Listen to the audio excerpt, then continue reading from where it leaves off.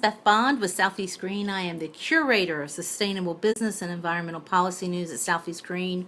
We are the largest online news site for sustainable business news and environmental policy in the Southeast United States. We cover 13 states from, hey, welcome to the show, from Florida to Texas to Virginia and Maryland, and I am a big reader. And I finished this book a couple of months ago, so I'm sorry because I was really excited. And thank you for inviting your followers. So Joel Salatin is right now probably considered the leader. Yeah, it's a really good read, so hopefully I'll convince you.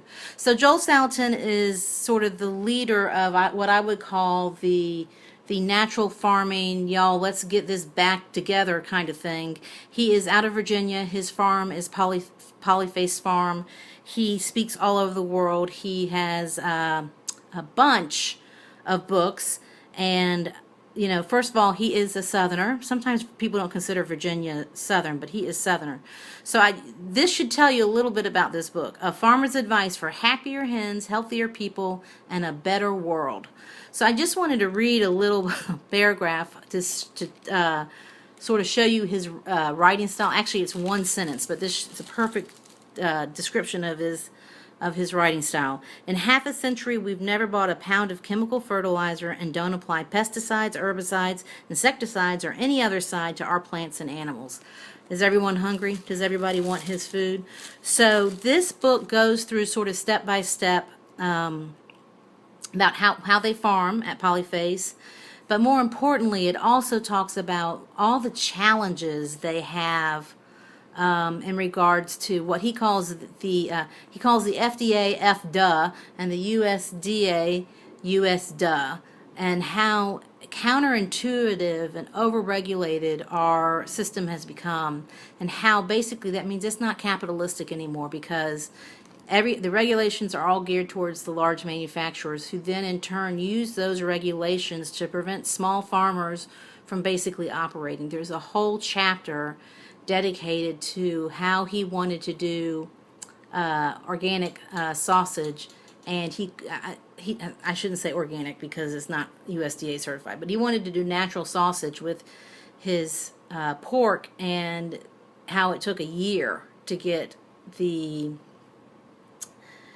plant up and running, a whole year. Now most people can't afford to wait a whole year to operate something, but he had a business partner, and you know, they had the farm, so they could keep on going. But it really is an eye-opener, and for those of you who are interested in food policy or interested in organics or non-GMO, I highly recommend it. It's a great read. It's very funny in some places, it's very frustrating in others, but you know, we need to know how to be better consumers, and this book will help you be a better consumer.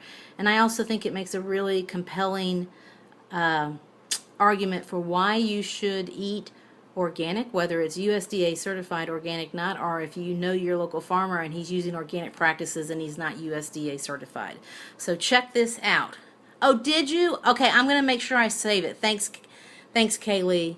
I really, yeah, that's great. Yeah, this book, I'm telling you, for me, there's a trifecta of books. I've talked about two of them before, but this one goes hand in hand with Joel Salatin's. That's Joel Salatin. Duh. Now, what? The Omnivore's Dilemma, and I'm drawing a blank on his name clearly, but the Omnivore's Dilemma, which is now probably, I know it's over 5 years old. It might be just about 10 years old. It is still the best book sort of explaining the situation. This is a great addendum to it. And then for those of you who are mothers, and particularly Robin O'Brien's Unhealthy Truth, and that if you were going to get into food, Michael Pollan, yes, thank you. I drew a blank. It's hot in Atlanta today. So Michael Pollan's Omnivore's Dilemma, this Joel Salatin, folks, this ain't normal. And that you don't have to say it like that, though. And then the third one, Unhealthy Truth by Robin O'Brien. And I think if you're really interested in your family's health, that those three books will give you the best way to sort of figure out how to do organic and non-GMO for your family. And Kaylee, thank you so much for joining. And you're more than welcome. And I look forward to seeing your blog and sharing it.